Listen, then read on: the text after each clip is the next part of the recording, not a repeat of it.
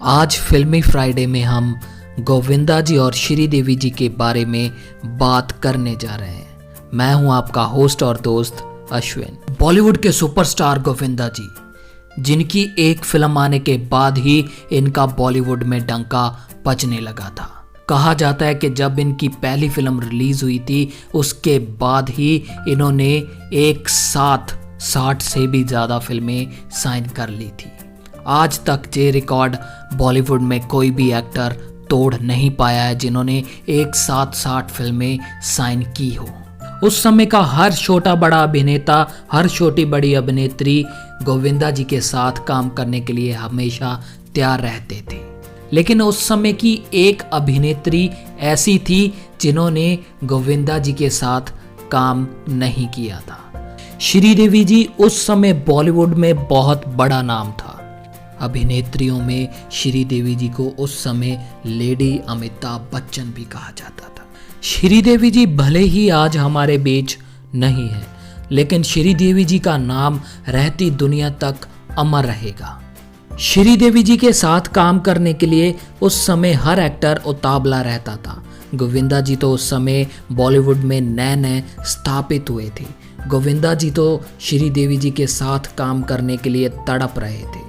गोविंदा जी को श्रीदेवी जी के साथ एक फिल्म बहुत ही ज़्यादा गिड़गिड़ाने के बाद, डायरेक्टर के पांव पकड़ने के बाद ही मिली थी। उन दिनों डायरेक्टर प्रयागराज एक फिल्म बना रहे थे जिस फिल्म का नाम था गैर कानूनी।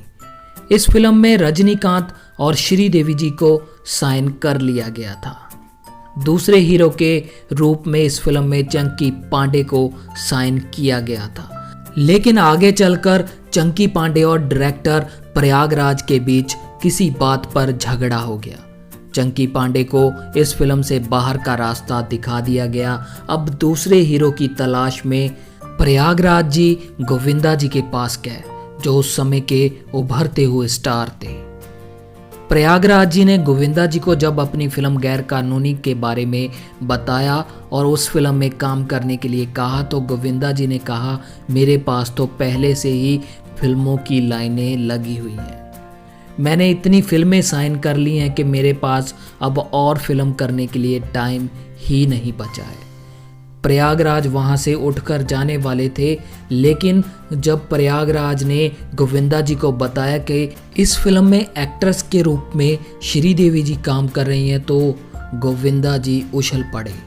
उन्होंने आओ देखा ना ताओ, उन्होंने प्रयागराज को कह दिया कि मैं इस फिल्म में काम ज़रूर करूँगा, चाहे मुझे पिछली सारी फिल्में छोड़नी पड़े, लेकिन मैं श्रीदेवी जी के साथ मिलने वाली फिल्म को नहीं छोड़ सकता।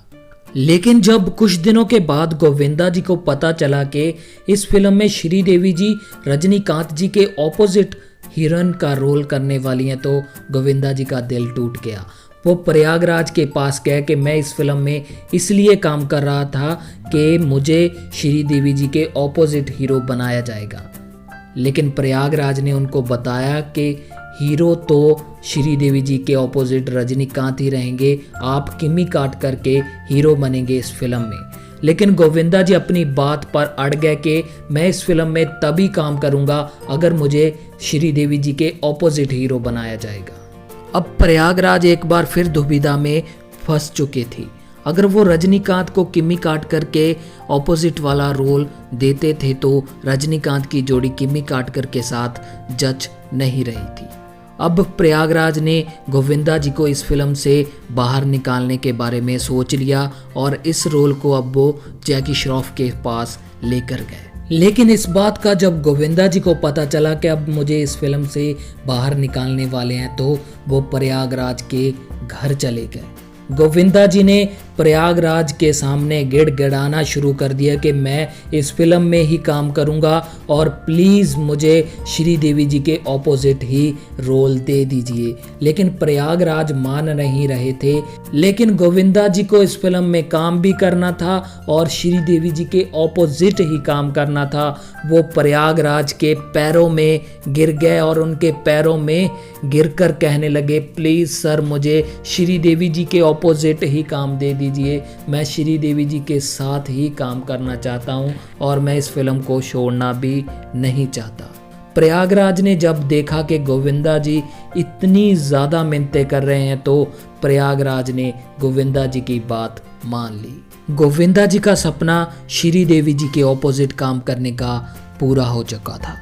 गैर कानूनी फिल्म जब रिलीज हुई तो फिल्म भी बहुत बड़ी सुपरहिट रही, लेकिन इस फिल्म के बाद श्री देवी जी ने कभी भी गोविंदा जी के साथ काम नहीं किया।